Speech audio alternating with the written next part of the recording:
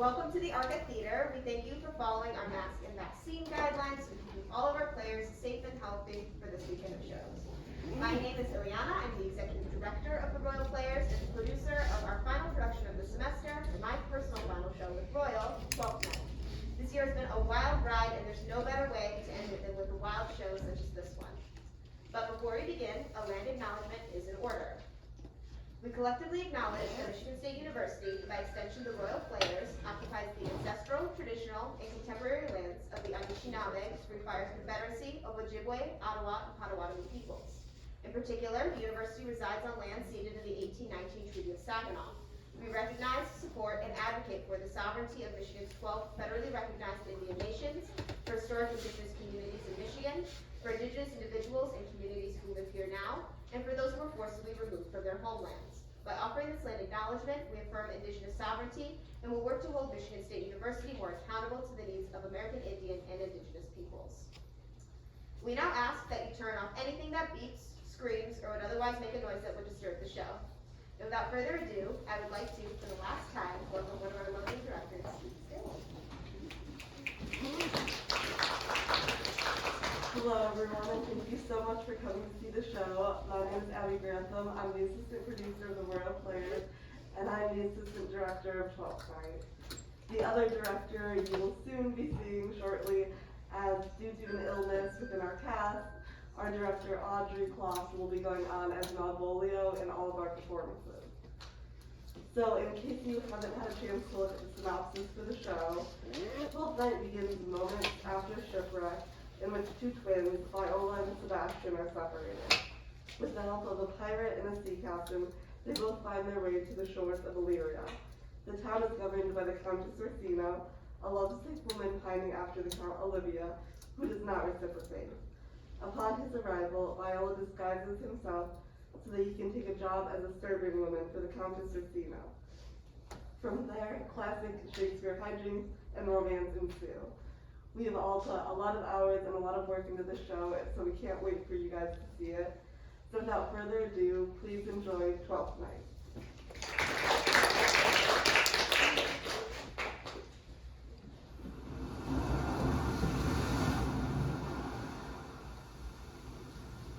Sebastian!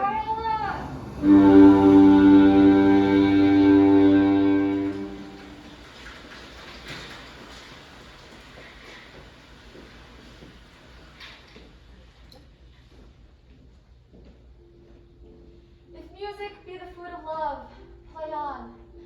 Give me excess of it, that's so fitting. The appetite may sicken and so die. That's straight again. I had a dying fall. Oh, it came o'er my ear like the sweet sound that breathes upon a bank of violets, stealing and giving odor. Enough. No more. Just not so sweet now as it was before. Will you go hunt, my lady? What, Roial? The heart. Why so I do, the noblest that I have? Oh, when my eyes did see Olivia first, methought he purged in the air of pestilence. That instant his eye turned into a heart, and my desires fell like cruel hounds Ursins pursue me. How now, what news from him? So please, my lady, I might not be admitted, but from his handmaid you return this answer. The element itself has 7 years' heat, does not behold the space of ample view, and like a cloister sea will veiled walk to water his chamber round once a day, with eye offending brine. All this the season of brother's dead love, which he would keep fresh, and lasting in his sad remembrance. Oh, he that hath a heart of that fine frame, to pay this debt of love but to a brother. How will he love when the rich golden shaft hath killed the flock of all affections else that lived in him? Oh, away before me, sweet beds of flowers, will thoughts lie rich when canopied with bowers.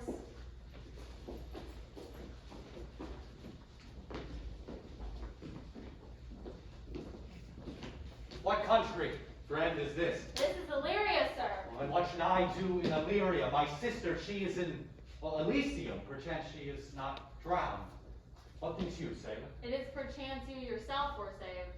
Oh, my poor sister. And so perchance may she be. True, good sir, and to comfort you with the chance, assure yourself, after her ship did split when you and those poor numbers saved with you clung on to our driving boat. I saw your sister, most provident in peril, bind herself to a strong mast that lived upon the sea. We're like Arion on the dolphin's back. I saw her hold acquaintance with the waves, so long as I could see. For saying so, there's gold.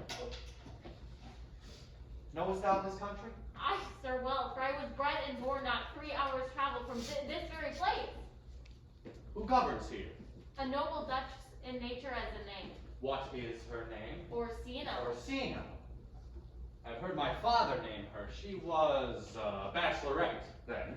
And so is now, or was so as of very late. For but a month ago I went from hence, and 'twas fresh in murmurs she did seek the love of fair Olivia. What's he? A virtuous man, the son of a count, who died some 12 months since, leaving him in the company of his son, his brother, who shortly also died, whose dear love he hath abjured the sight and company of others. Oh, that I served that lady, and would not be delivered to this world till I made mine own occasion mellow what my estate is. That were hard to compass, because he will admit no such kind of suit. There is fair behavior in thee, captain. And though this nature with a beauteous wall doth close in pollution, yet to thee I shall believe thou hast a mind that suits this fair and outward character. I prithee thee, and I'll pay thee bounteously. Conceal me what I am, and be my aid, for such a disguise haply shall become the form of my intent. I'll serve that duchess. Thou shalt present me as a serving woman to her. It may be worth thy pains, for I can sing and speak in many forms of music that will allow me very worth her service. What else may hap to time I will commit. Only shape thou thy silence to my wit. Be you her servant, and your mute I'll be. When my tongue blabs, let mine eyes not see. I thank thee. Lead me on.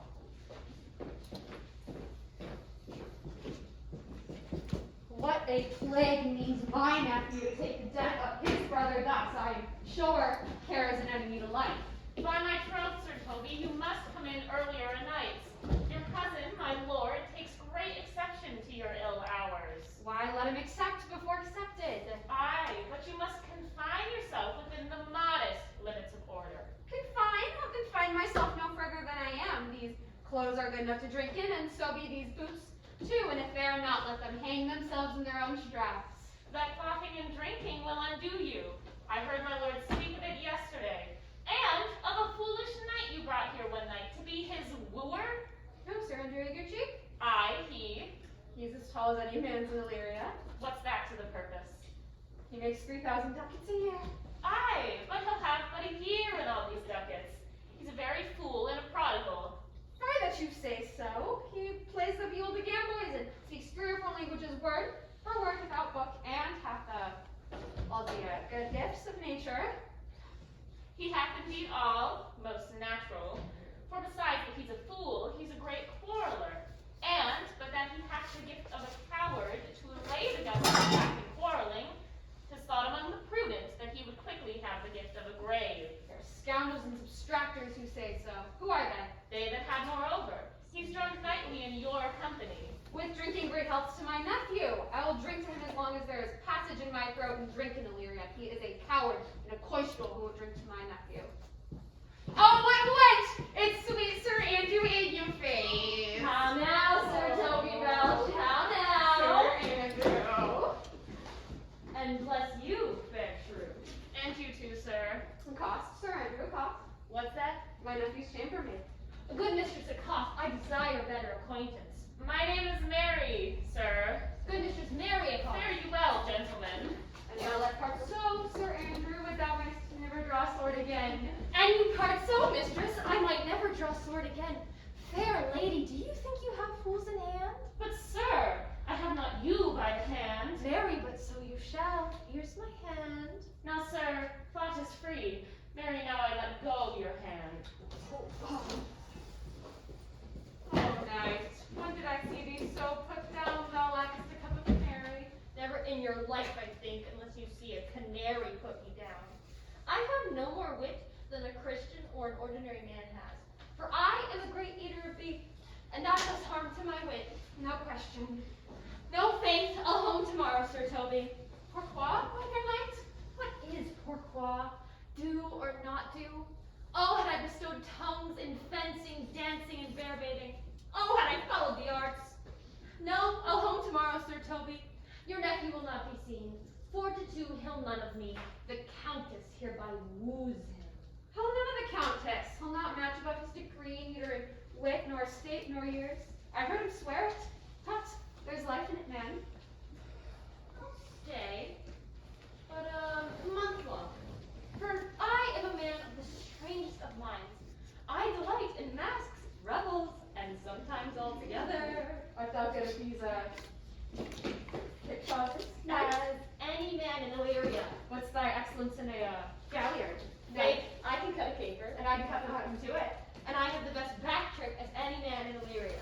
Wherefore are these gifts hid? Where is there a curtain before them? I did think by the excellent constitution of thy leg it was formed under the star of a galliard. Aye, 'tis admirable, but shall we set about some rebels? What shall we do else? Were we not born under Taurus?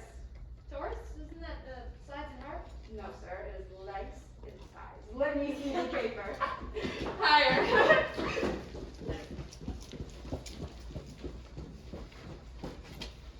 If the Duchess continues these favors towards you, Cesario, you are like to be much advanced. She has known you but 3 days, and already you are no stranger. You either fear her humor or my negligence for calling into question the continuance of her love, my lord. Is she inconstant, sir, in her favor? No, believe me. I thank you. Here comes the Countess. You saw Cesario, huh? On your attendance, my lady, here. Stand you a while aloof. Cesario, thou knowest no less but all. I've enclassed to thee the book even of my secret soul. Therefore, good youth, address thy gate unto him. Be not denied access, and stand at his doors. And there tell them thy fixed foot shall go till thou have audience. Say I do speak with him, my lady, what then? Oh then, unfold the passion of my love. Surprise him with the discourse of my dear faith. It should become thee well to act my rose. You will tend it better in thy youth than in a nuncio's of more great aspect. I think not so, my lady. Dear girl, believe it. I know thy constellation is right apt for this affair. Some 4 or 5 attend him, all if you will, for I myself am best released in company. Prosper well in this, and thou shalt live as freely as thy lady to call her fortunes thine. I will do my best to woo your beloved. And yet dartful strife, whoever I woo myself would be her wife. Nay, either tell me where thou hast been, or I will not open thy lips so wide as a bristle may enter in way of thy excuse. My master will hang thee for thy absence. Let him hang me. He that is well hanged in this world needs to fear no colors. Make that good. He shall see none to fear. A good Lenten answer. I can tell thee where that saying was born of I fear no colors. Well, God give them wisdom that have it, and those that are fools, let them use their talents. Yet you will be hanged for being so long absent, or to be turned away. Is that as good as a hanging to you? Many a good hanging prevents a bad marriage, and for turning away, let summer bear it out. You are resolute then. Not so, neither, but I am resolved on 2 points. That if one break, the other will hold. Or if both break, your gaskins fall. Apt. In good faith, very apt. Well, go thy way. If Sir Toby would leave drinking, thou wert as witty a piece of Eve's flesh as any in Illyria. Peace you rogue, no more of that. Here comes my lord. Make your excuse wisely. You were best. Wit, and it be thy will, put me into good fooling. And those wits that think they have thee do very oft prove fools. And I, that am sure I lack thee, may pass for a wise man. Better a witty fool than a foolish wit. God bless thee, sir. Take the fool away. Do you not hear, fellows? Take away the gentleman. Go to, you are a dry fool, I'll know more of you. Besides, you grow dishonest. 2 faults, my lord, that drink and good counsel will amend. For give the dry fool drink, then is the fool not dry. Bid the dishonest man mend himself. If he mend, he is no longer dishonest. If he cannot, let the botcher mend him. Anything that's mended is but patched. transgresses is but patched with sin, and sin that amends is but patched with virtue. The gentle babe take away the fool, therefore I say again, take him away. Sir, I bade them take away you. Miss prison in the highest degree. Good my lord, give me leave to prove you a fool. Can you do it? Dexterously, good sir. Make your proof. I must catechize you for it, sir. Good my mouse of virtue, answer me. For want of other idleness, thou bide your proof. Good my lord, why mournest thou? Oh, good fool. For my brother's death. I think his soul is in hell, sir. I know my brother's soul is in heaven, fool. Aha! The more fool, sir, to mourn for your brother's soul being in heaven. Take away the fool, gentlemen. What think you of this fool, my Roial? Young man. Yes, and shall do till the pangs of death shake him. Infirmity that decays the wise doth ever make the better fool. God send you, sir, a speedy infirmity, for the better increasing your folly. Sir Toby will be sworn that I am no fox, but he will not pass his word for 2 pence that you are no fool. I'll say to that, my Roial. I marvel your lordship takes delight in such a barren rascal. I saw him put down the other day by an ordinary fool who had no more brains than a stone. Look you now, he's out of his guard already. Unless you laugh and minister occasion to him, he's gagged. Oh, you are sick of self-love, Malvolio, and tasted with a distempered appetite. To be generous, guiltless, and free of disposition is to take those things for bird bolts that you deem cannon bullets. There is no slander in an allowed fool, though he do nothing but rail, nor no railing for a known discreet man, though he do nothing but reprove. Now, Mercury endue thee with leasing, for thou speakest well of fools. My lord, there is at the gate a young gentlewoman much desires to speak with you. From the Countess Orsino, is it? I know not, sir. 'Tis a fair young woman and well attended. Who my people hold her in delay? Sir Toby, my lord, your kinsman. Ah, fetch him off! I pray you, he speaks nothing but madden. Fire! Go you, my Volio. If it be a suit from the Countess, tell her I am sick, or not at home. What you will to dismiss it. Now, you see, sir, how your fooling grows old, and people dislike it. Thou hast spoke for us, sir, as if thy eldest son should be a fool, whose skull Jove crammed with brains. Oh, but here he comes. One of thy kin has a most weak pia mater.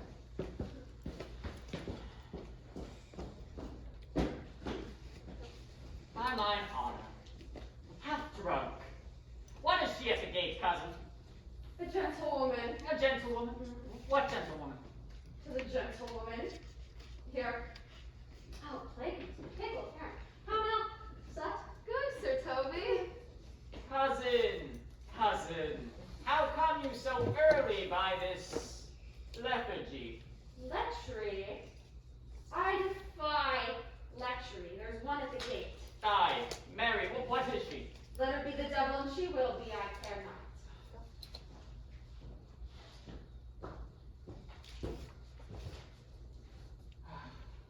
What is a drunken man like, fool? Like a drowned man, a fool, and a madman. One draught above heat makes him a fool, the second mads him, and the third drowns him. Go now and seek the crowner, and let him sit, oh my cuz, for he's in the 3rd degree of drink. He's drowned. Go look after him. He is but mad yet, my lord. And the fool should look to the madman. Sir, yon young woman swears she will speak with you. I told her you were sick. She takes on herself to understand so much and therefore comes to speak with you. I told her you were asleep. She seems to have a foreknowledge of that too and therefore comes to speak with you. What is to be said to her, my lord? She is fortified against any denial. Tell her she shall not speak with me. I've been told so. She says she'll stand at your door like a sheriff's post and be the supporter to a bench, but she'll speak with you.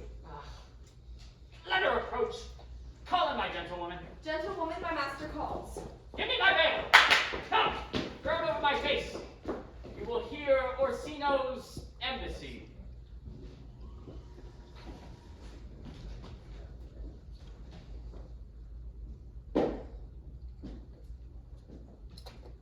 The honorable lord of the house. Which is he? Speak to me, and I shall answer for him. Your will? Most gracious, exquisite, and unmatchable beauty.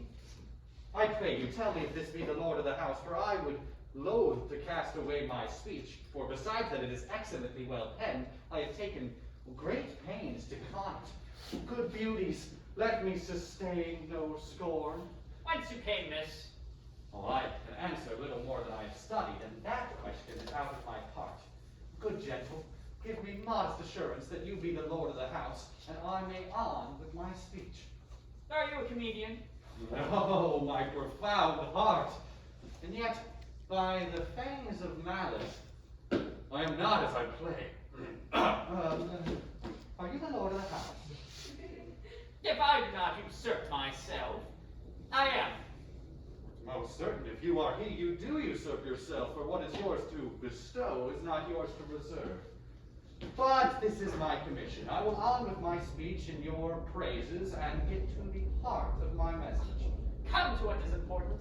I'll forgive you the praise. Alas, I took great pains to study it, and 'tis poetical. It is the more like to be feigned. I pray you keep it in. I heard you were saucy at my gate, and so I allowed your approach rather to wonder at you than to hear you. If you be not mad, be gone. If you have reason, be brief. 'Tis not that time of moon with me to make one, and so skipping a dialogue. Will you hoist sail, man? Here lies your way. No, I shall hold here a little while longer. Some mollifications for your giant, sweet lord. Tell me your mind. I am a messenger. Sure, you have some hideous matter to deliver when the courtesy of it is so fearful.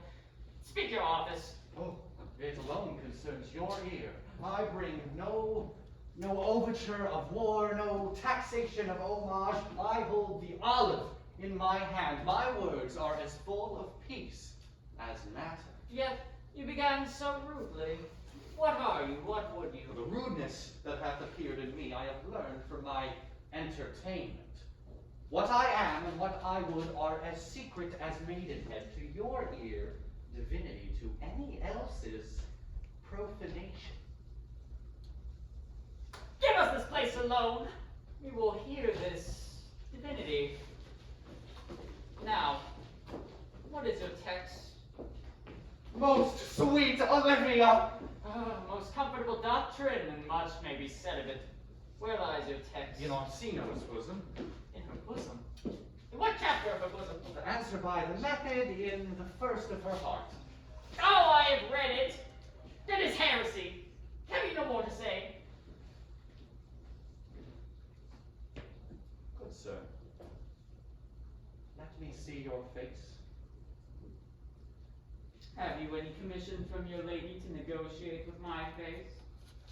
You are now out of your text. But we shall draw the curtain and show you the picture. Look, you girl. Everyone I was this present. It's not well done. Why, excellently done.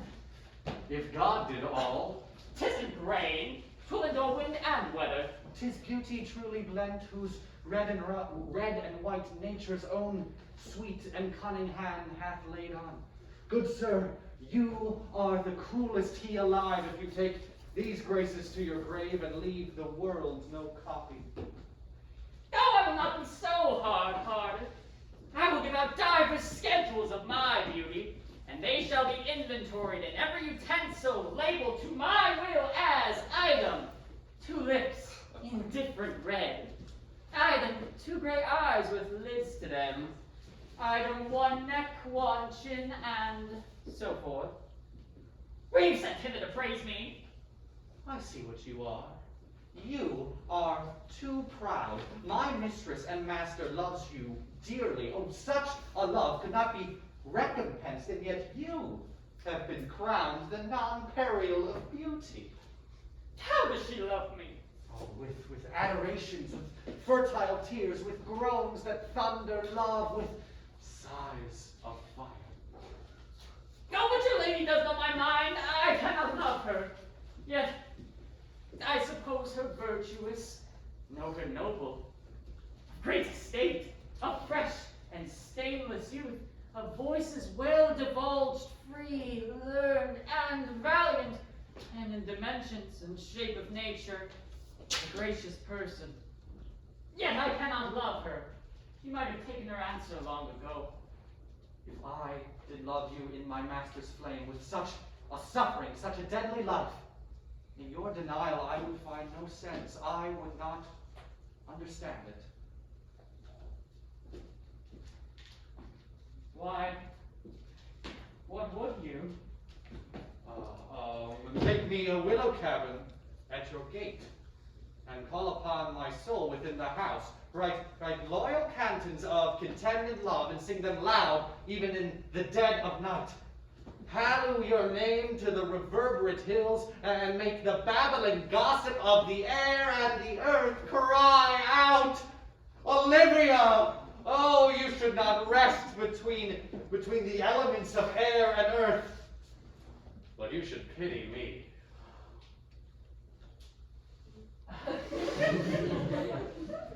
You might do much. What is your parentage?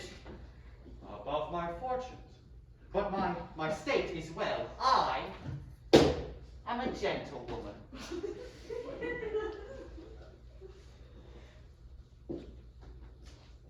Get you to your lady, I cannot love her. And let her send no more, unless, perchance, you come to me again, to tell me how she takes it. Fare thee well. I thank you for your pains. Spend this for me. I am no feed post, sir. My master, not myself, lacks recompense. Love has made her heart of flint that you shall love. Let your fervor, like my master's, be placed in contempt. Farewell, fair cruelty.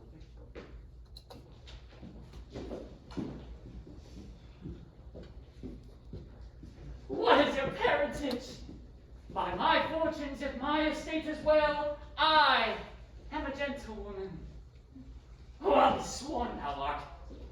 Thy tongue, thy face, thy limbs, actions, and spirit, oh, they do give me fivefold place, and not too fast. Methinks I feel this youth's perfections with an invisible and subtle stealth to creep in at mine eyes. Let it be. What ho, Malvolio? Here, my lord, at your service. Run after that same peevish messenger and the countess's girl. Tell her she left this ring with her. What I or not, I'll none of it. If that the youth will come this way tomorrow, I will give her reason for it. I thee, Malvolio. My lord, I will. I know not what, and fear to find that mine eye too great a flatterer for my mind. Fate, show thy force, ourselves we do not owe. What is decreed must be, and be this so.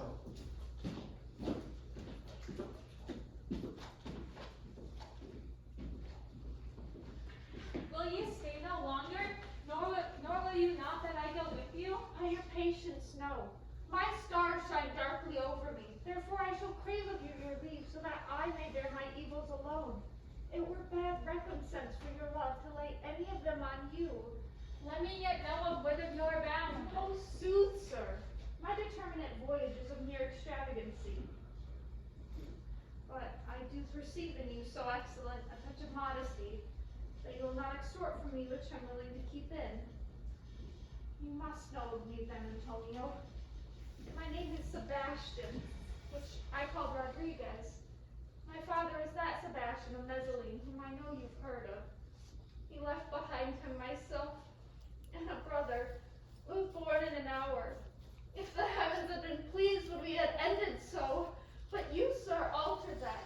For some hour before you took me from the breach of the sea was my brother drowned. Alas the day! Gentlemen, sir, though it was said he much resembled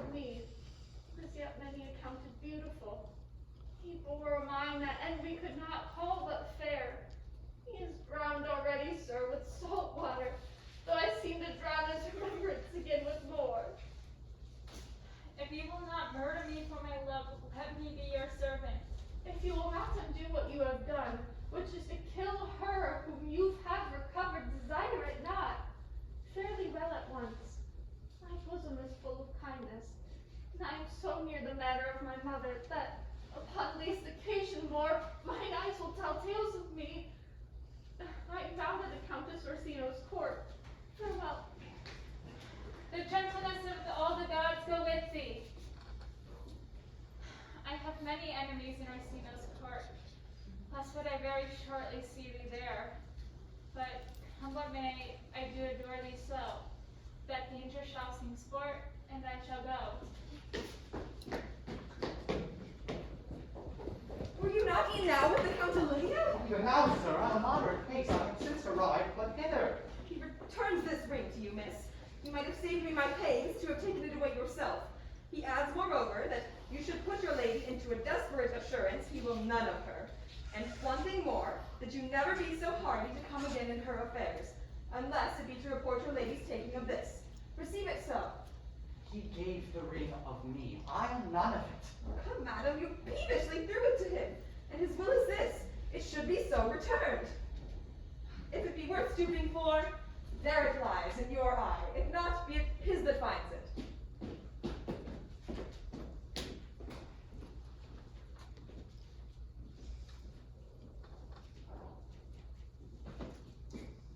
I left no ring with him. What means this, Lord? Now fortune forbid my outside hath not charmed him. He made good view of me. Indeed, so much that methinks his eyes have lost his tongue, for he did speak in starts distractedly. He loves me. Sure, the cunning of his passion invites me in this churlish messenger, none of my lady's ring. Why, she sent him none, I am the one. Oh, God. If this be so as 'tis, poor gentle, he would better love a dream. Disguise. I see thou art a wickedness, wherein the pregnant enemy does much. How easy is it for the proper faults in people's waxen hearts to take their forms? How will this fadge?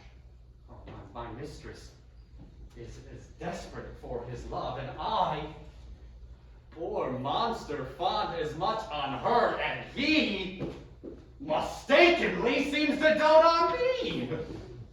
What will become of this? As I am man, my state is desperate for my mistress' love. As I am woman now, alas the day what thriftless I shall poor Olivia breathe. O time, thou shalt untangle this, not I. It is too hard a knot for me to untie.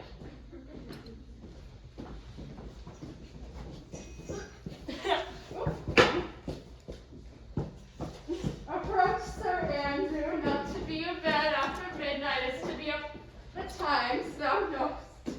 Nay, by my troth, to be up late is to be up late. A false conclusion. To be up after midnight, then to go to bed is to go to bed early, so then to be up after midnight is blah blah blah after midnight betimes. Does not our life consist of the four elements? Faith, so they say, but I think it rather consists of eating and drinking. Thou art a scholar, therefore, let us eat and drink. Marian, I say, a step of wine!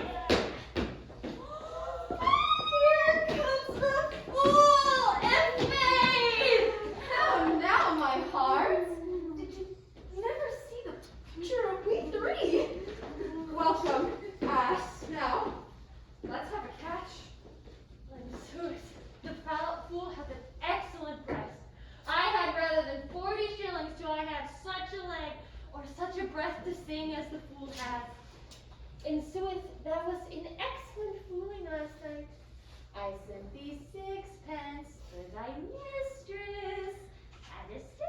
I did had a cost, thy fertility. Excellent, good. Now a song. Yes, a song. Now there is. Oh! 6pence. For you. A song.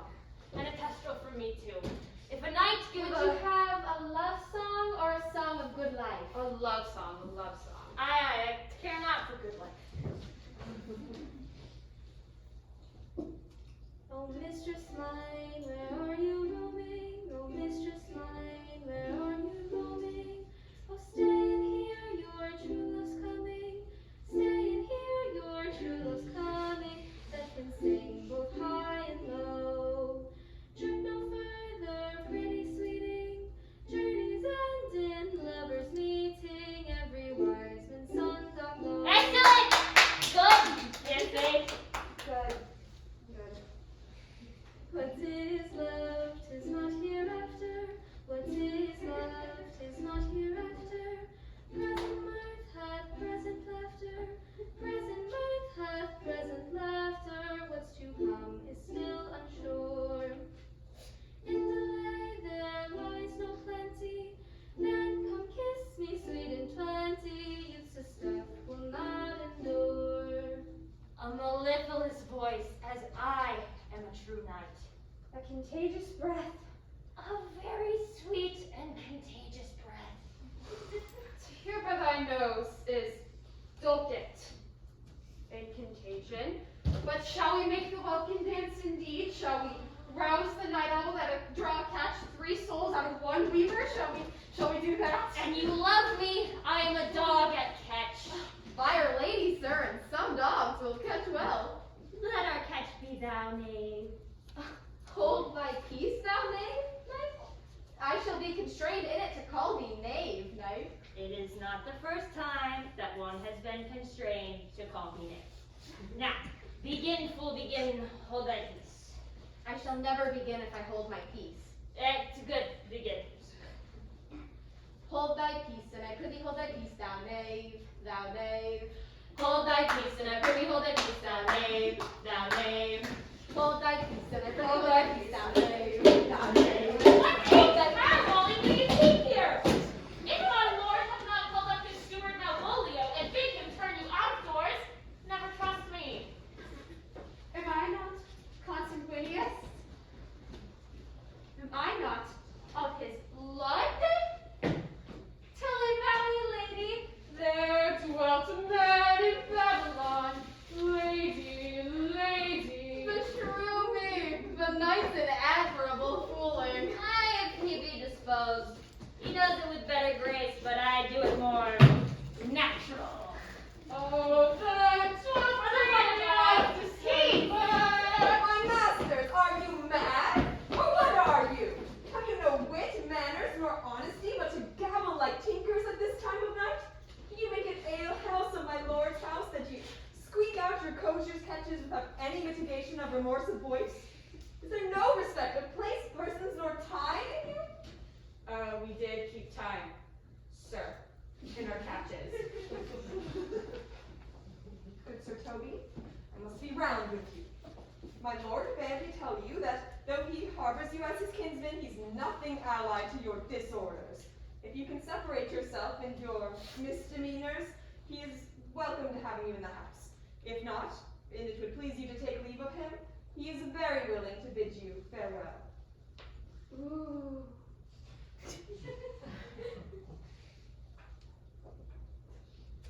Farewell, dear heart, for I must needs take you home. His days are almost done. Where I will never die. So tell me when I lie. Shall I bid him go? What? Oh, did you do? Shall I bid him go and spare not? Oh, no, you dare not. Out of tune, sir? You lie. Art any more than a steward? Dost thou think, 'cause thou art virtuous, that there'll be no more cakes and ale? Go, sir, run your chain with crumbs. A stoup of wine, Maria. Mistress Mary, if you prize my lord's favor as anything other than contempt, you would not give means for this uncivil rule. He shall know of it by this hand. Go shake your ears! It's a good thing to do, to drink when a man is hungry. So I will challenge him in the field, break promise with him, and make him the fool! Go, sir. I'll write thee a challenge, or I'll deliver thy indignation to him by word of mouth. Sweet Sir Toby, be patient for tonight. Since the youth of the Countesses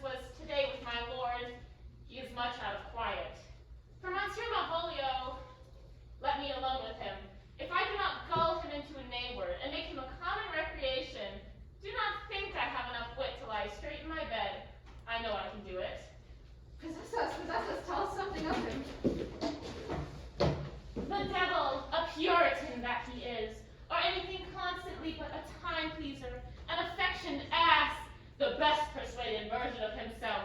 So grand as he thinks, with excellencies, that it is his grounds of faith that all that look upon him love him. And on that vice in him will my revenge find a notable cause to work. What will thou do? I will drop in his way some obscure epistles of love, wherein by the color of his beard, the shape of his leg, the manner of his gait, the expression of his eye, he shall find himself most feelingly personated. I can write very like my lord, your nephew.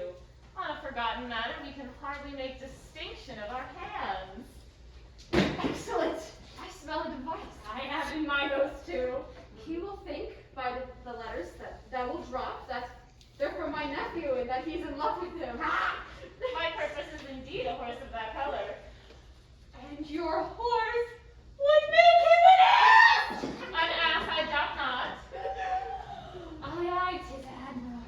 Sport royal, I warrant you. I know my physical work on him. I will plant you two, and let the fool make a third, where he shall find the letter, observe his construction of it. For this night, to bed, and dream on the event. Farewell.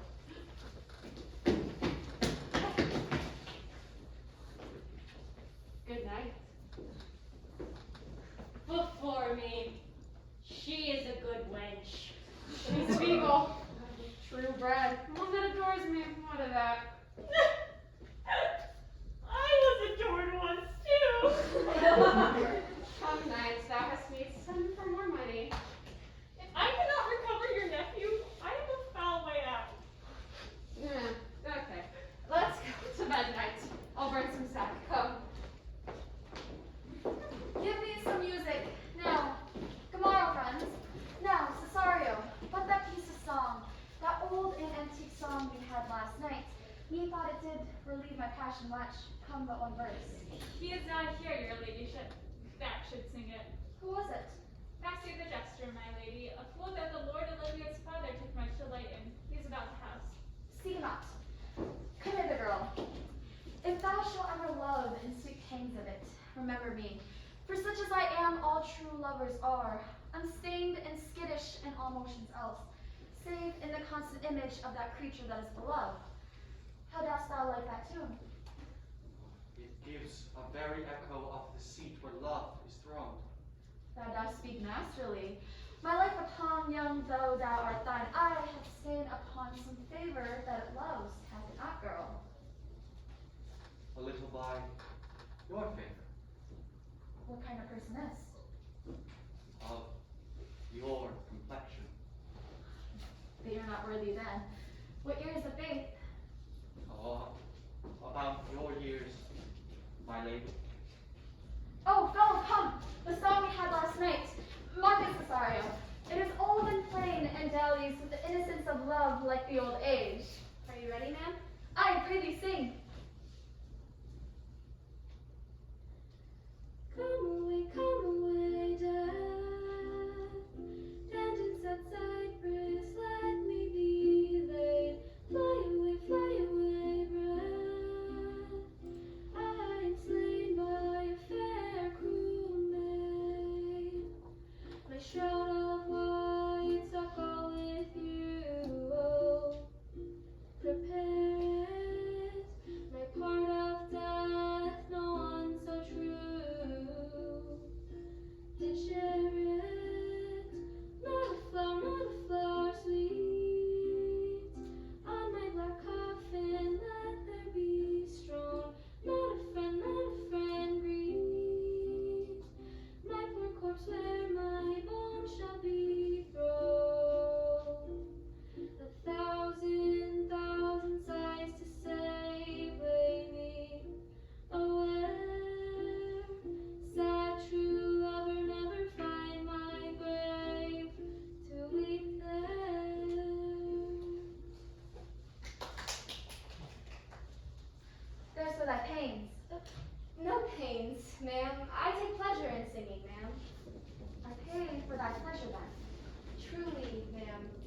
Pleasure will be paid one time or another.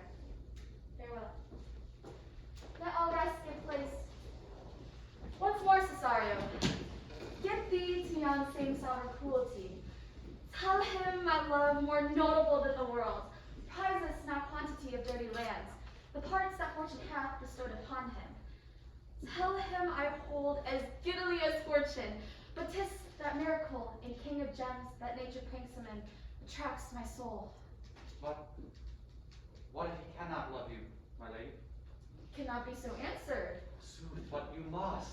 Well, say that some gentle, as perhaps there is, hath for you a love with such a pang of heart as you have for Olivia.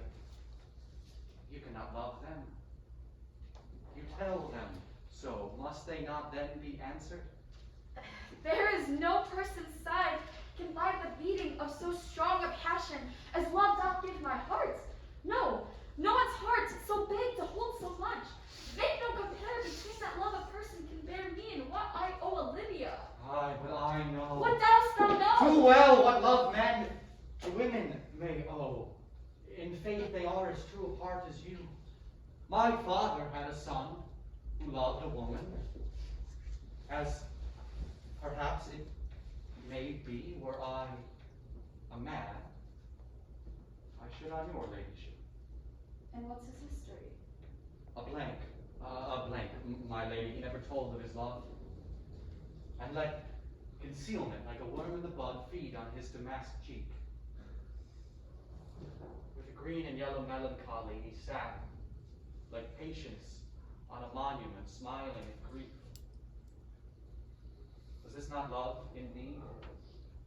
We, women, may say more, swear more, but in truth our shows are much more than will, for we prove much in our vows, and little in our love.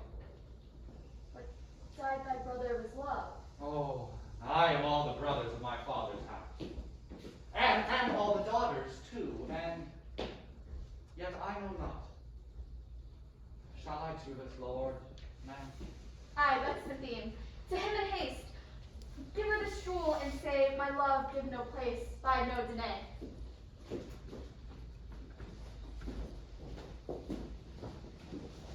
Come thy way, Signor Fabian. Nay, I'll come if I lose a scruple of this sport. Let me be boiled to death with melancholy. Wouldst thou not be glad to have this rascally sheep fighter come to shame? I would exult, man. You know he brought me on paper with my lady about a bear baiting here. And to Abraham we'll have to bear again, shall we not, Sir Andrew? And if we do not, it's the pity of our lives. Oh, here comes the Here comes man. If she all free into the box street, Malvolio is coming down this walk. Observe him for the love of mockery, for I know this letter will make a contemplative idiot of him. Close in the name of jesting. Why thou? There, don't bless me.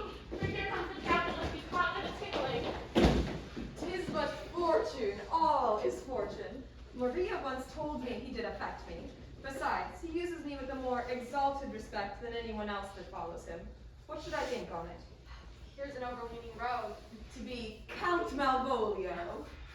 Pistol him, pistol him. Peace. There is example for it. The lady of the Strichy married the yeoman of the wardrobe. Fire him, Jessica, peace. Now he's deeply in it. Look how imagination blows him. Having been 3 months married, sitting in my estate, Over a stone bow to hit him in the eye. calling my officers about me in my branched velvet gown, having come from a daybed where I left Olivia sleeping, Fire and brimstone! Oh, peace. and then to have the humor of my state, and after a demure travail of regard, telling them I know my place as I would they should do theirs, to ask for my kinsman, Toby. Bolted shackles! Peace.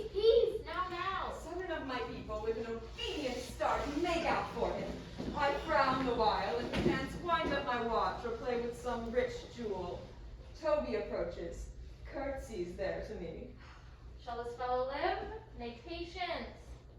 I extend my hand to him thus, quenching my familiar smile with an austere regard of control, Does not Toby take you a blow of the lips, then? saying, Cousin Toby, my fortunes having cast me on your nephew, give me this prerogative of speech. What? You must amend your drunkenness. Out, scout!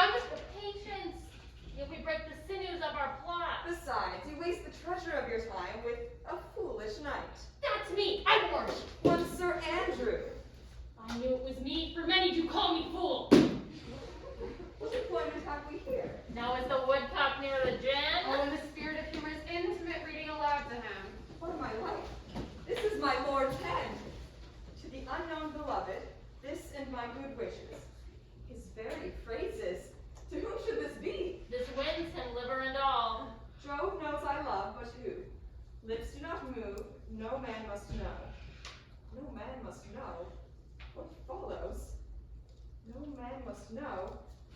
If this should be the Malvolio, Oh, Mary hang thee, Brock. I may command where I adore. M-O-A-I doth sway my life. A few stand riddles. Excellent wench, say I. M-O-A-I doth sway my life. But first, let me see. I may command where I adore. Why, he may command me. I serve him. He is my lord. There's no obstruction in this. And the end. What should that alphabetical position portend? That I could make it resemble something in me. Softly. M-O-A-I. Oh, I make up that. He's now in a cold sin. Souter prey upon it, though be as rank as a fox. Malvolio. M. Why, that begins my name. Can I not say you would work it out? But there's no consonancy in the sequel that suffers under probation. A should follow, but O does. And O shall end, I hope. I will cudgel him and make him cry. And then I comes behind. Aye, and if you had more detraction at your heels, you would see more detraction at your heels than fortunes before you. M-O-A-I? This simulation is not as the former. And yet, to crush it a little, it would bow to me, for every one of these letters are in my name. Soft, here follows prose. If this fall into thy hand, revolve.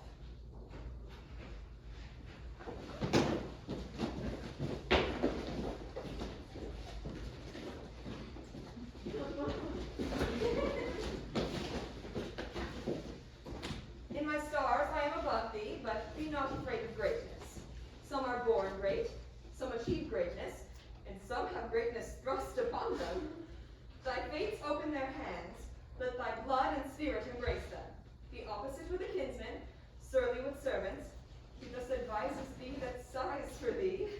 Remember who commended thy yellow stockings, and wish to see thee ever cross-gartered. I say remember. Go to, thou art made if thou desirest to be so. If not, let me see thee a steward still, the fellow of servants, and not worthy to touch fortune's fingers. Farewell. He that would alter services with thee, the fortunate unhappy. Daylight and champion discovers not more. This is open. I will read politic authors. I will baffle Sir Toby. I will wash off gross acquaintance. I will be point devised the very man.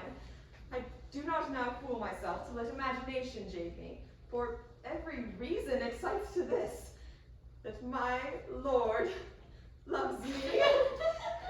He did commend my yellow stockings of late. He did appraise my leg being cross-gartered, and in this he manifests himself to my love. Oh, I thank my stars I am happy. Here is yet a postscript. Thou canst not choose but know who I am. If thou entertainest my love, let it appear in thy smiling. Thy smiles become thee well. Therefore, in my presence, still smile, dear my sweet, I prithee.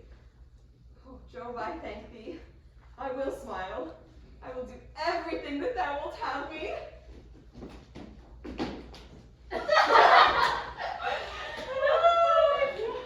I could marry this lecherous device. Could I? Here comes my noble bowcatcher. Will you set thy foot on my neck? Or mine either. Nay, but say true. Does it work upon him? Like awful the same with the midnight. Then, if you will see the fruits of the sport, mark his first approach before my lord. He will come to him in yellow stockings, and 'tis a color he abhors, and cross-gartered, a fashion he detests. And he will smile upon him, which will now be so unsuitable to his disposition, being addicted to a melancholy as he is, that it cannot but turn him into a notable contempt. If you will see it, then follow me.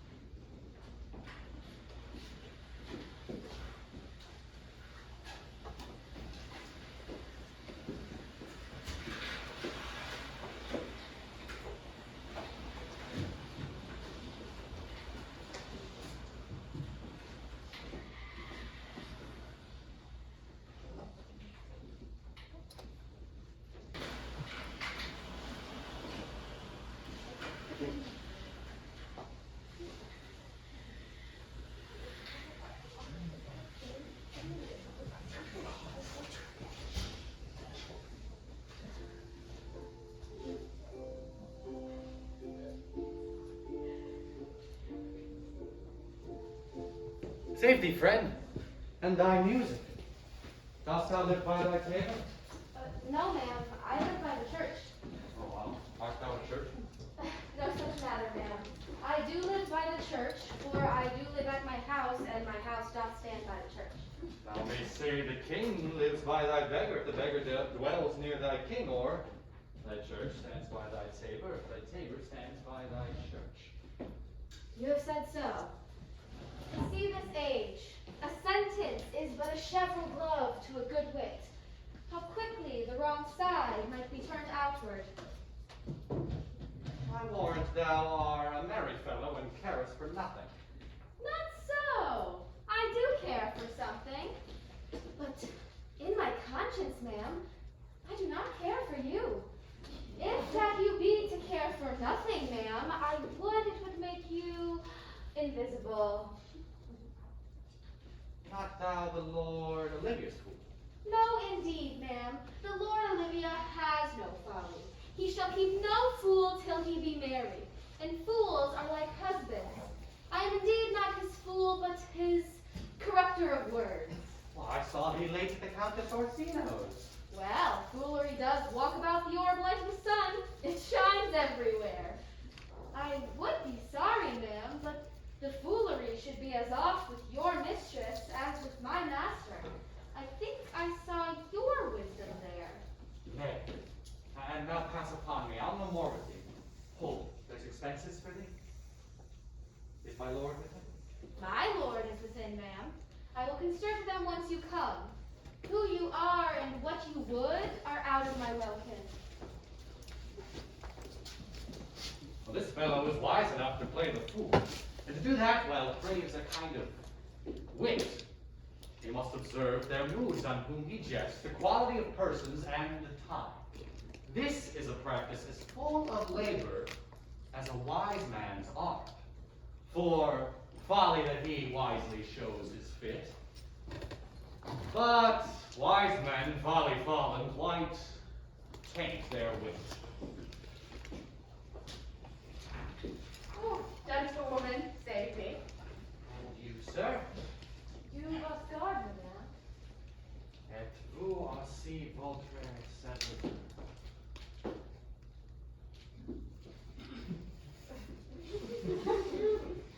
Will you talk to the house? My nephew is desirous you should enter if you're privy to him.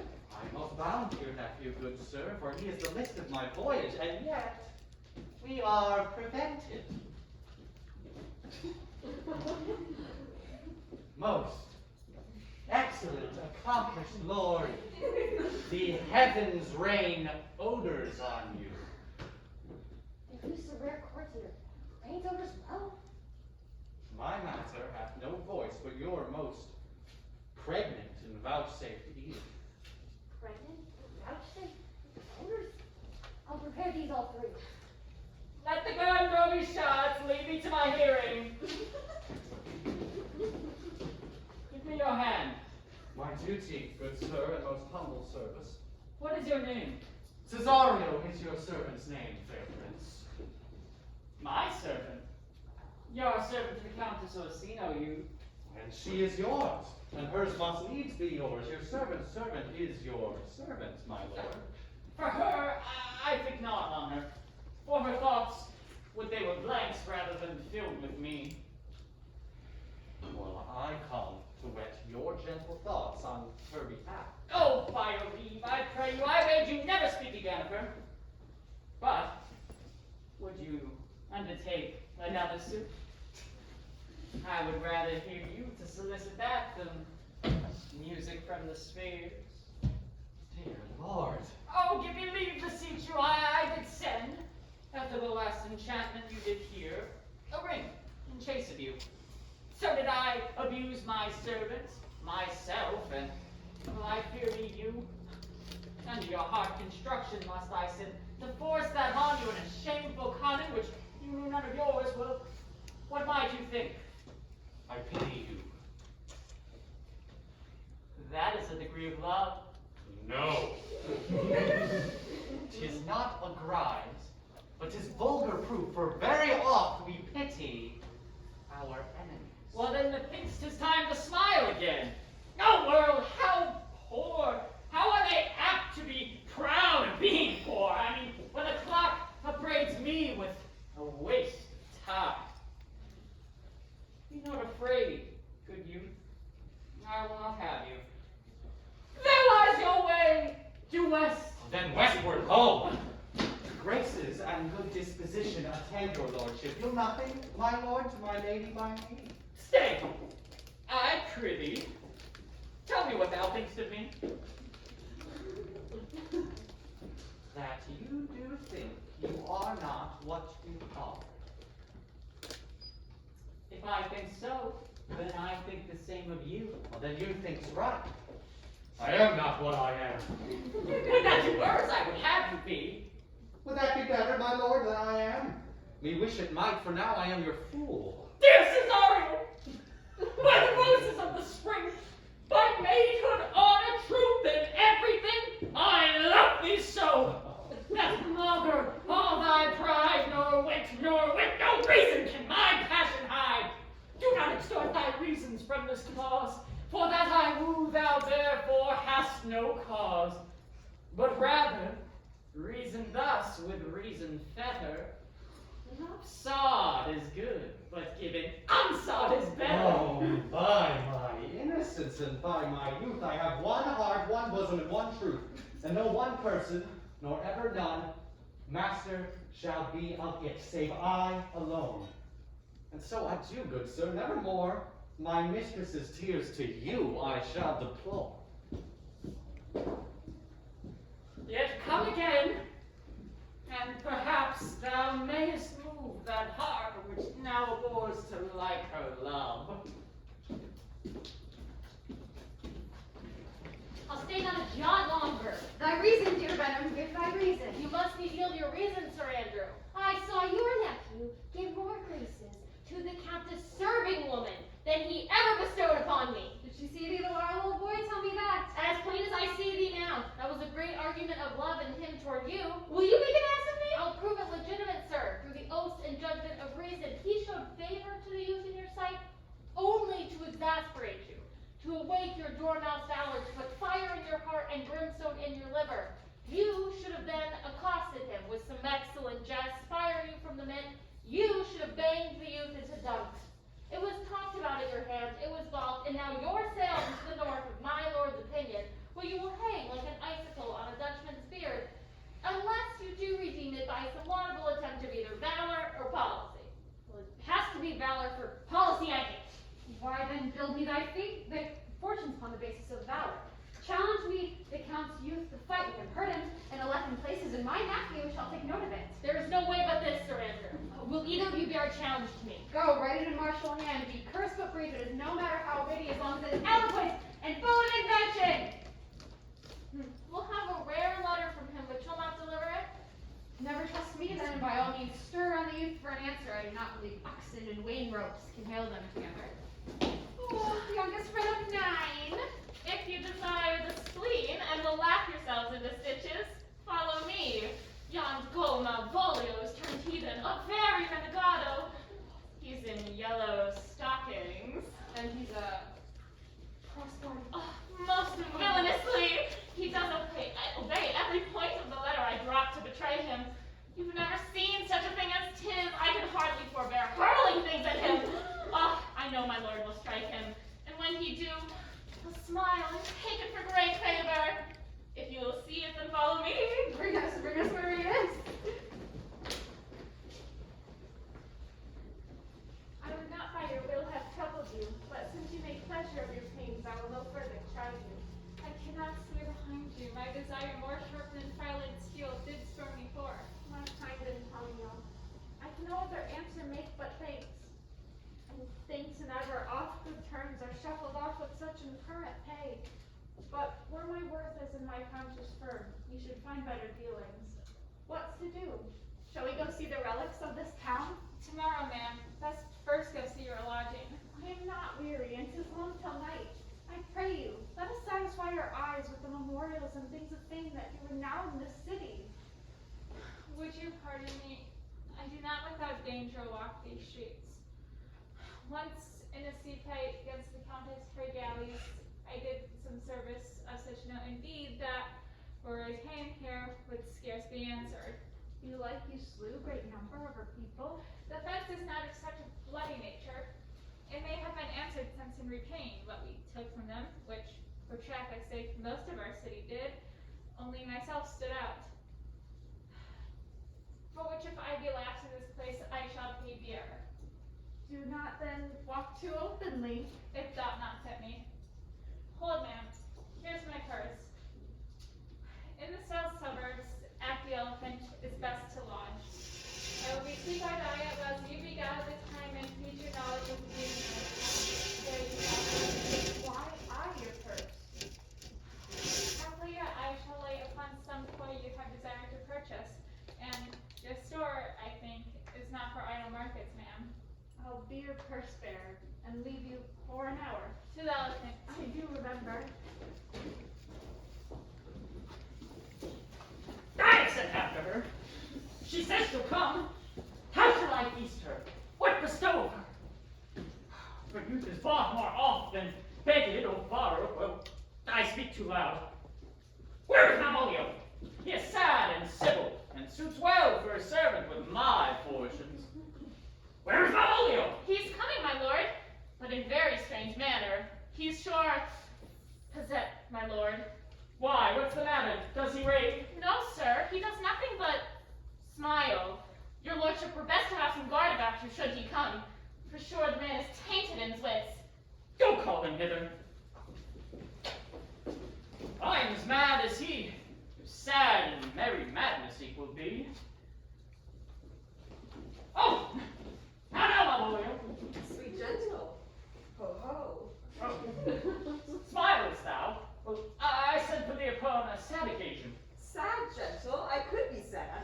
This does make some obstruction in the blood, this cross-gartering. But what of that? If it please the eye of one, it is with me as the very true sonnet is. Please one and please all. Why, how dost thou, man? What is the matter with thee? It did come to his hands, and commands shall be executed. I think we do know the sweet Roman hand. Wilt thou go to bed, Malvolio? To bed, I, sweetheart, and I'll come to thee. Oh, God comfort thee! Why dost thou smile so, and kiss thy hand so oft? How do you, Malvolio? Why appear you with such ridiculous boldness before my lord? Be not afraid of greatness. 'Twas well written. What meanest thou by that, Malvolio? Why, some are born great, some achieve greatness, What sayest and thou? some have greatness thrust upon Oh, them. heaven restore thee! Remember who commended thy yellow stocking, Thy yellow stockings! and wish to see them cross guard. Cross guarded! Go to, thou art made, if thou desirest to be so. Am I made? If not, let me see thee a servant still. This is very midsummer madness! My lord, the young gentlewoman of the Countess Ursino has returned. I can hardly entreat her back. She attends your lordship's pleasure. I will go after her. A good Maria, let this fellow be looked to. Where's my cousin Toby? Let some of my people have a special care to him. I would not have him miscarry for the half of my dowry. Oh, ho, do you come near me now? No worse man than Sir Toby to look to me? This concurs directly with the letter. He sends him on some purpose that I may appear stubborn to him. I have blamed him, but it is Jove's doing, and Jove make me thankful. Nothing that can be can come between me and the full prospect of my hopes. Well, Jove not I is the doer of this, and he is to be thanked. Which way is he in the name of sanctity? Here he is! Here he is! How is with you, sir? How is with you, man? Go off, I discard you. Let me enjoy my private. Go off. Lo, how hollow the fiend speaks within him. Did not I tell you? Sir Toby, my lord, prays you to have a care about him. Ah, does he so? Go to. Peace. Peace. This is not the way. Let me alone with him. How's it with you, Malvolio? Callest thou? What man By the Do devil! you know what you say? Lie, you speak ill of the devil?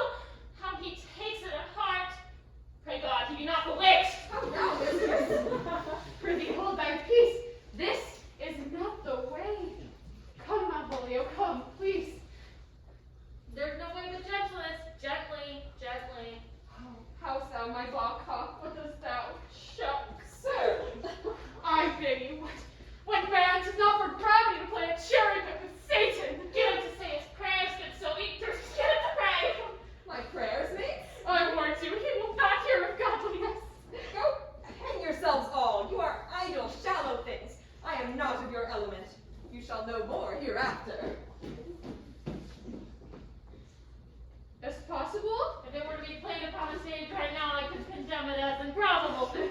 Come, we'll have him in a dark room and bound. My nephew is already in belief that he is mad, and we may carry it thus for our pleasure and his penance till our very pastime, tired, out of breath, prompt us to have mercy on him.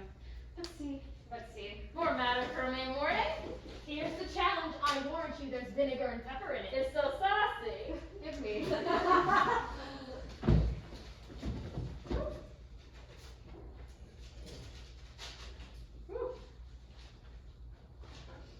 Youth, whatsoever thou art but a scurvy fellow. Good and valiant.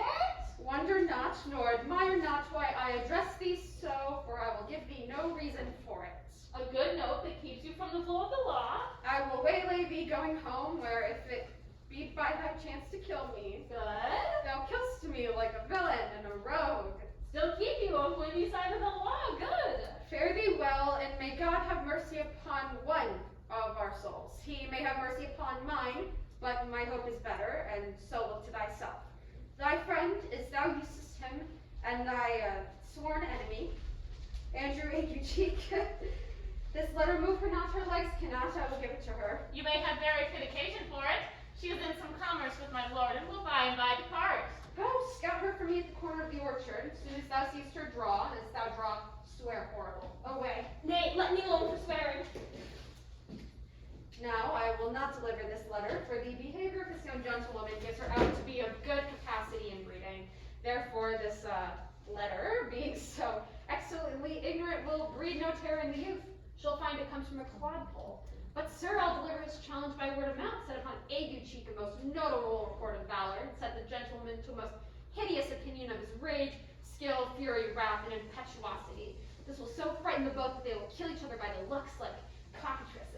Here she comes with your nephew. I'll meditate the while upon some horrid message for a challenge. Oh, I have said too much unto a heart of stone, and left mine honor to uncarry out. Here, wear this jewel for me with my picture. Refuse it not, it hath no tongue to vex you. And, I beseech you, come again tomorrow. Oh, what shall you ask of me that I'll deny, where honor saved may upon asking give? Nothing but this. Your true love for my mistress. How with mine honor can I give for that which I have given to you? I will acquit you. Then come again tomorrow! Fairly well! Thou wilt be like me, I give my soul to hell! Gentlewoman, God send thee. And you, sir? That offense thou hast, betake thee to it. Of the nature of the wrongs thou hast done I know not, but thy interceptor, full of despite, bloodiest the hunter, attends thee at the orchard end. Be ere in thy preparation, for thy assailant is quick, skillful, and deadly.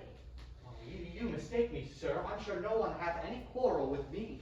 You'll find it otherwise, I assure you. Therefore, if you hold your life at any price, betake thee to your guard, for your opposite hath in him what strength, youth, wrath, and rage can furnish one withal.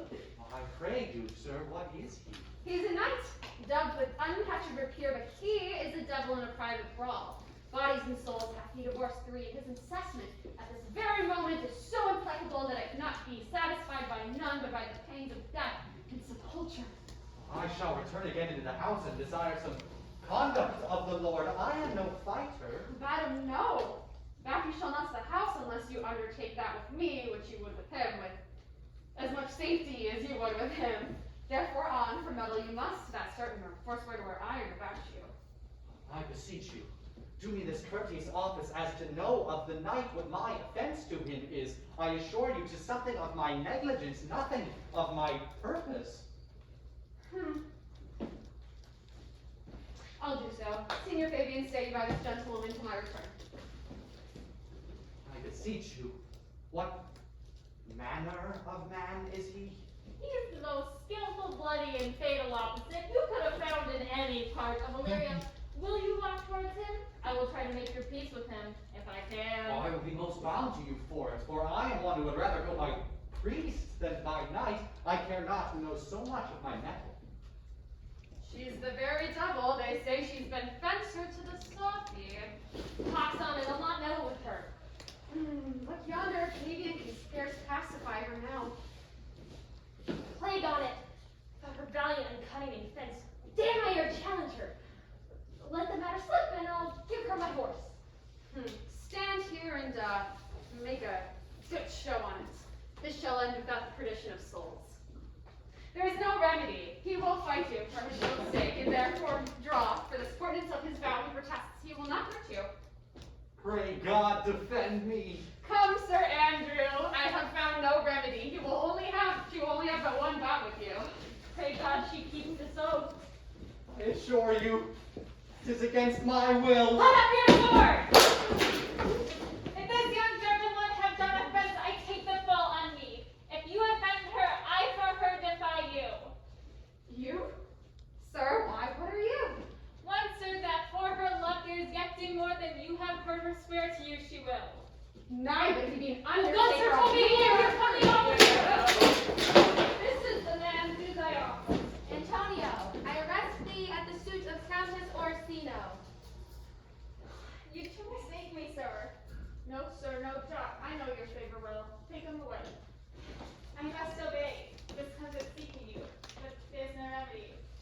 You stand amazed, but be of comfort. Come, sir, away.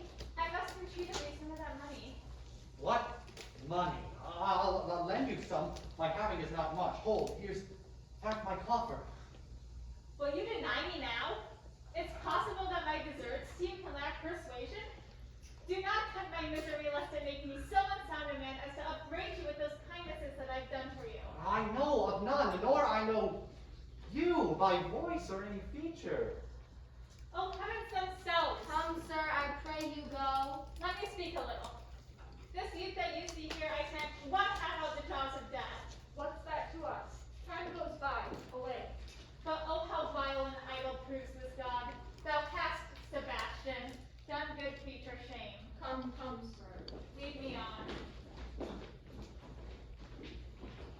Methinks his words do with such passion fly that he believes himself. So do not I. I'll prove true imagination. I'll prove true that I, dear sister, have been taken of you. Come hither, knight. Come hither, Fabian. He named Sebastian. I, my sister, know. And living in my glass even such and so in favor was my sister, and she went still in this fashion color ornament for her I imitate. Oh, if tempests prove kind, and salt waves fresh with love.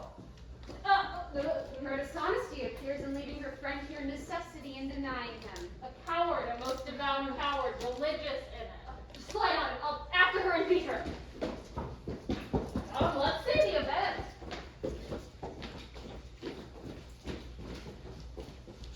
Will you make me believe that I am not sent for you? Go to. Thou art a foolish fellow. Let me be clear of thee. Well out, i' faith. No, I do not know you, nor I am not sent to you by my lord, who bids you come speak with him, nor you are not Mistress Cesario, nor this is not my nose, neither. Nothing that is so is so. I prithee, vent thy folly somewhere else. Thou knowest not me. Vent my folly? She has heard this word of some great man, and now applies it to a fool. Vent my folly. I prithee now, tell me what I shall vent to my lord. Shall I vent to him that thou art coming? Here is money for thee. If you tarry longer, I shall get worse payment.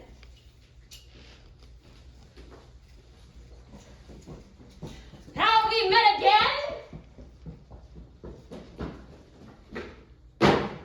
There's for thee! Why, there's for thee, and there, Are all the people mad?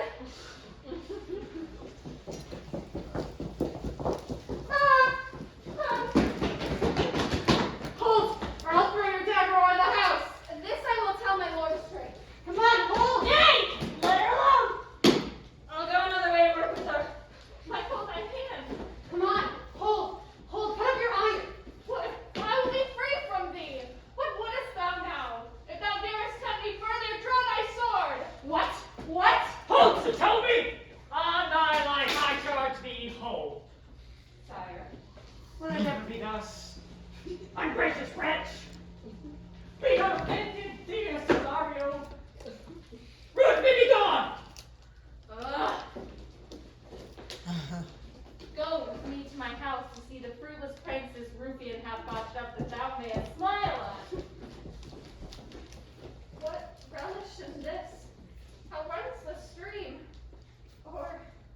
mad or else this a dream? Nay, come, I prithee, without your rules by me, My lord, I will.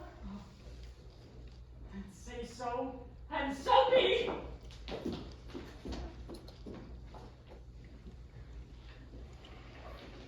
Nay, I prithee, put on this gown.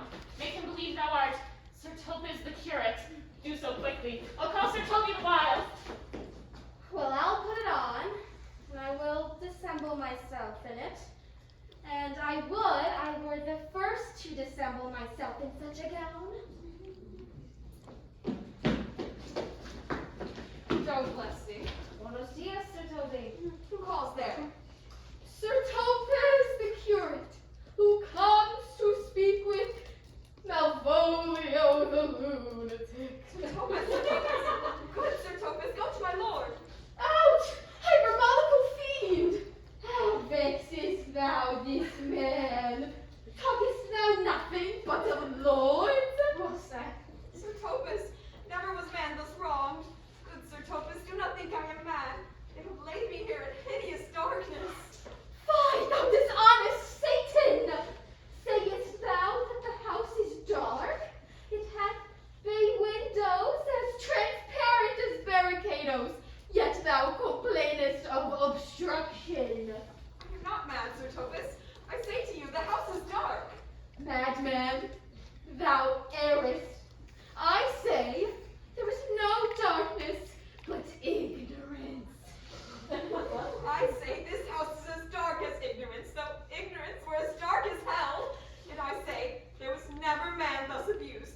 I am no more mad than you are. Fare thee well. Remain thou still in darkness. Sir Topaz, Sir Topaz. My most exquisite Sir Topaz. To him in thine own voice and bring me word on how thou findest him. I would we were rid of this knavery, for now I am so far in offense with my nephew that I cannot continue to sport with any safety of the upshot. Come by and to my chamber. Hey, Robin, jolly Robin, tell me how thy lady does. My lady is a kind pretty last way she so. Fool, Who calls, huh? good fool, help me to a candle and pen, and ink and paper. Master Malvolio? I, good fool. Alas, sir, how fare you beside your 5 wits? Fool, there was never man so notoriously abused. I am as well in my wits, fool, as thou art. But as well? Then you are mad indeed if you are no better in your wits than a fool. To keep me in darkness, sent ministers to me. Advise what you say? The priest is here. Malvolio, Malvolio, thy wits the heavens restore. Endeavor thyself to sleep and leave thy vague biggle babble. Sir Topaz. Maintain no words with him, good fellow. Who, I, sir? Not I, sir. Goodbye, you, good Sir Topaz. Married, amen. Fool, I say. What say you, sir? I tell thee, I am as well in my wits as any man in Illyria. Good fool, some ink, paper, and light. But tell me true.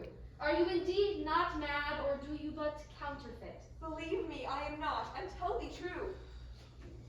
Nay, I'll ne'er believe a madman till I see his brains. I shall fetch thee light, paper, and ink. Fool, I'll requite it in the highest degree. I prithee, be gone. I am gone, sir, am anon, sir. The old man is disheveled, like a mad lad, pare thy nails dead. Adieu, good man devil.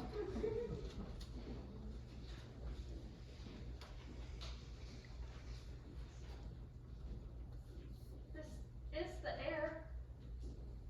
That is the glorious sun. These pearls he gave me, I do feel them and see them.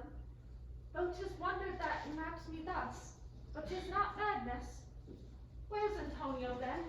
I could not find him at the elephant, yet there he was. And there I found this credit that he did range the town to seek me out. His counsel now might do me golden service. For yet this doth of that this may be some accident, but no error. Yet doth this accident and flood of fortune so far exceed all instance, all discourse, that I am ready to distrust mine eyes, and wrangle with my reason that persuades me to any other trust but that I, am mad. Or else the Lord is mad? Yet, if 'twere so, he could not sway his house and command his followers with such smooth, discreet, and stable bearing as I perceive he does. There's something in it that is deceivable. Yet here the Lord comes. Blame not this haste of mine, if you mean well. Now, go with me and with this holy man underneath that consecrated roof, and plight me the full assurance of your faith, so that my most jealous and too doubtful soul may live at peace. What do you say? I will go with this good man and follow you, and having sworn truth ever will be true. Then lead the way, good father, and heaven so shine that they may fairly note this act of mine.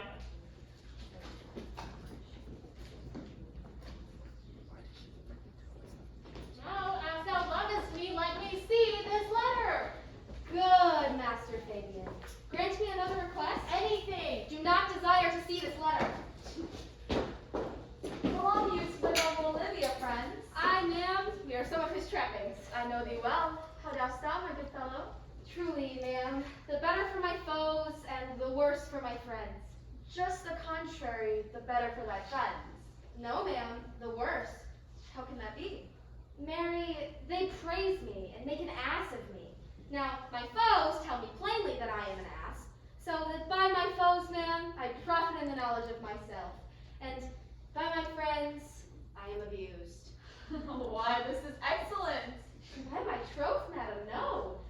Though it please you to be one of my friends, thou shalt not be the worse for me. There's gold. If you will let your master know I'm here to speak with him and bring him along with you, it may awaken my bounty further. Mary, I go, madam. Let your bounty take a nap. I will awake it anon. Here comes the man that did rescue me.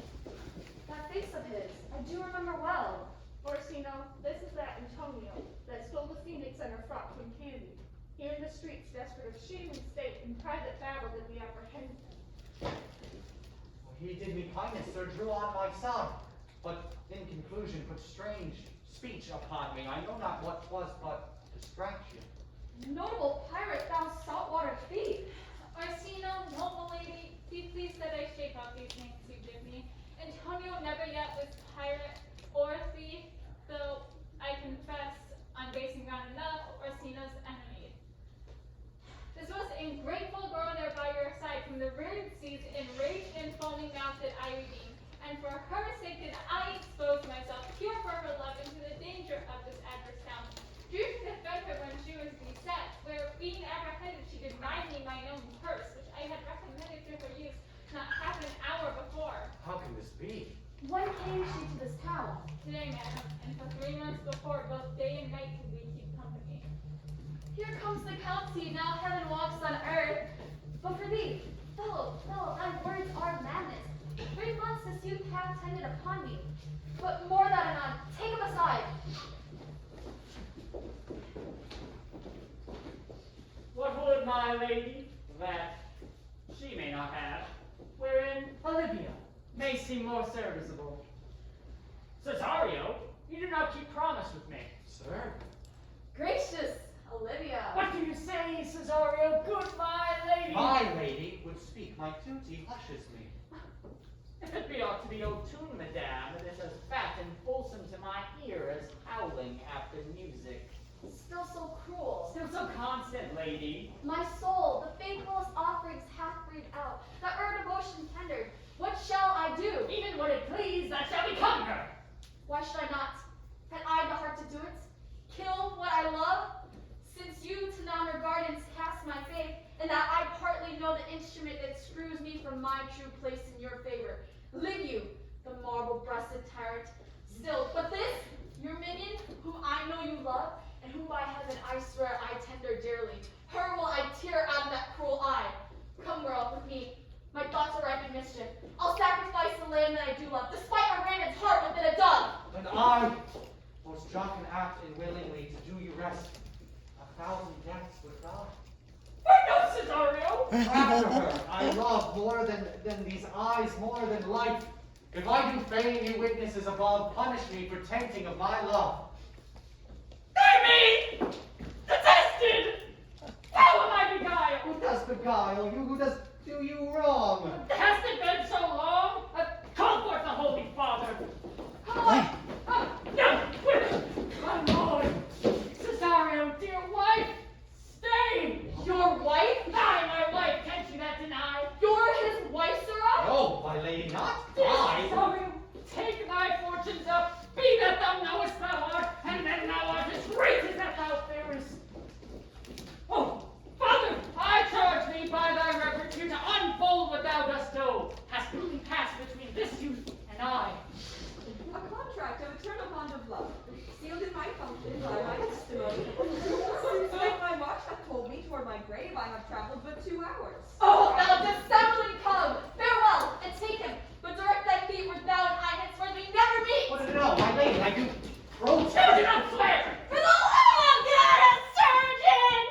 Send one presently to Sir Toby! What is the matter, Sir Andrew? He has broken my head across and given Sir Toby a bloody coxcomb too. For the love of God, your house! Who's done this to you? One gentlewoman, one Cesario! We Why took her you- for a coward, but she is the very devil of carnage! My gentlewoman Cesario! Oh, trifling, there she is! You broke my head for nothing, for something that I was set upon to do by Sir Toby! Why do you speak to me? I never hurt you. You drew your sword upon me without cause, but I bespake you fair and hurt you not. If a bloody coxcomb be hurt, then you have hurt me, and Sir Toby. He would have tickled you if he hadn't been in drunkenness. Oh! How now, gentlemen, how is with you? That's all. Has hurt me, that's the end on it. Sat. See, Dick Surgeon? Sat. Oh, he's drunk, Sir Toby, about an hour gone. Oh, then he's a rogue. And I hate a drunken rogue. Away with him! What made this happen with him? Come, Sir Toby, we shall be dressed together. You'll help? And that's not maximum. Hey, let's go! Get into bed and let his hurt be looked to. I am sorry, my lord. I have hurt you. You throw strange regard upon me, and by that I do perceive I have offended you. Pardon me, sweet one, even for the vows we made to each other but so late ago. One face, one voice, one habit, and 2 persons. A natural perspective that is not. Antonio! Oh, my dear Antonio! Oh, how the hours of wretched tortured me since I have last seen thee! Sebastian, are you? Fearest thou that, Antonio? How have you made division of yourself? Which is Sebastian? Most wonderful.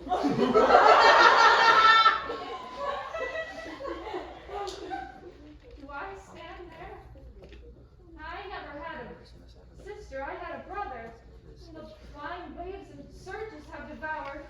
Of charity, what kin are you to me? What country, what name, what parentage? Cecily. Sebastian was my father, and such as Sebastian was my sister, too.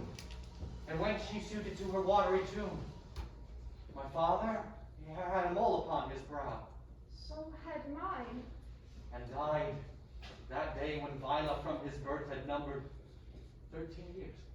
He finished indeed his mortal act, ere that turned my brother 13 years. Oh, nothing less to make us happy both than this my feminine usurped attire. Do not embrace me until circumstance of place, time, fortune do cohere and jump, for I am Viola.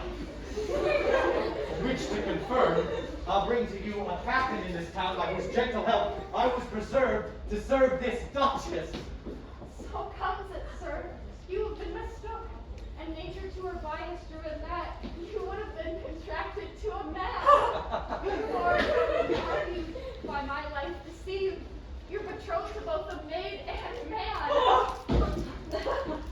If this be so, as yet the glass seems true, I shall have my share in this most happy wreck. For thou hast said to me 1,000 times, thou shalt never love someone like me. All those sayings I shall overswear, and all those swearings keep as true as soul as doth that orbed continent of fire sever stayed from night. Give me thy hand. The captain who did bring me first on shore is Endurance at Malvolio's suit. he shall enlarge him. Fetch Malvolio hither. And now I do remember me, poor gentleman. He's much distracted. Oh, how does he, Sarah? Truly, sir, he holds Beelzebub at the stave's end, as well as any man in this case may do. Has he a ruler too? Open and read it. Look, then to be well edified when the fool delivers the madman. By the Lord, sir, you wrong me, and the world shall know it. Though you have put me into darkness and given your drunken cousin rule over me, yet have I the benefit of my senses, as well as your lordship. I have your own letter that induced me to the semblance I put on, with the which I doubt not, but to do myself much right, or you much shame. The madly used Malvolio. Did he write this? Aye, my lord. See him delivered, Fabian. Fetch him hither. Your mistress quits you, and for your service on her, so far beneath that soft and tender breeding. And since you called me mistress for so long, here is my hand. You shall from this time be your mistress's partner. A brother. You are he? Is this the madman? Aye, it is the same. How now, Malvolio? My lord, you have done me wrong, notorious wrong. Have I, Malvolio? No. My lord, you have. Pray you, peruse that letter. You must not now deny it is your hand, or say 'tis not your seal, not your invention. So tell me, in the modesty of honor, why have you given me such clear lights of favor, that I become smiling and cross-gartered to you, to put on yellow stockings and to frown upon Sir Toby and the lighter people, and acting all this in an obedient hope? Why have you suffered me to be imprisoned, and made the most notorious geck and gold that e'er invention played on? Tell me why! Alas, Malvolio, 'tis not my writing. No, I do confess, much like the character, but out of question, 'tis Maria's hand. Now, I think me, 'twas Maria first told me thou was mad. Prithee be content. This act has most shrewdly passed upon thee, but when we get to know the grounds and authors of it, you shall be both the plaintiff and judge of thy own cause. Oh, good sir, hear me speak. Most freely I confess myself and Toby set this device against Malvolio here, upon some stubborn and uncourteous parts we have conceived in him. Maria writ this letter at Sir Toby's great importance, where in recompense he hath married her. How with a sportful malice it be followed, the injuries be justly weighed on both sides. Alas, poor Malvolio, how have they baffled thee? Why, some are born great, some achieve greatness, and some have greatness thrust upon them. I was one in this interlude, one Sir Topaz, but that's all one. By the Lord, fool, I am not mad. But do you remember? My lord, why laugh you at such a barren rascal? And you smile not, he's gagged. And thus the whirligig of time brings in his revenges. I'll be revenged on the whole pack of you! That man hath been most notoriously abused. Pursue him, entreat him to peace. He hath not told us of the captain yet. When that is known, and a golden time commence, solemn combination shall be made of our dear souls. Meantime, sweet brother, we shall not part from hence. Viola, come.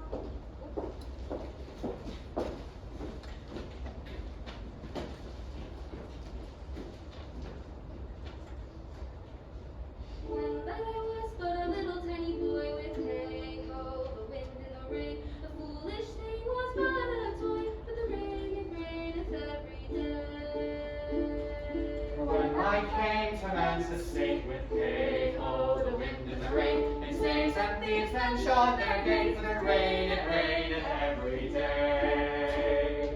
But when I came, alas, too wide, when hey ho, the wind and the rain, by swaggering could I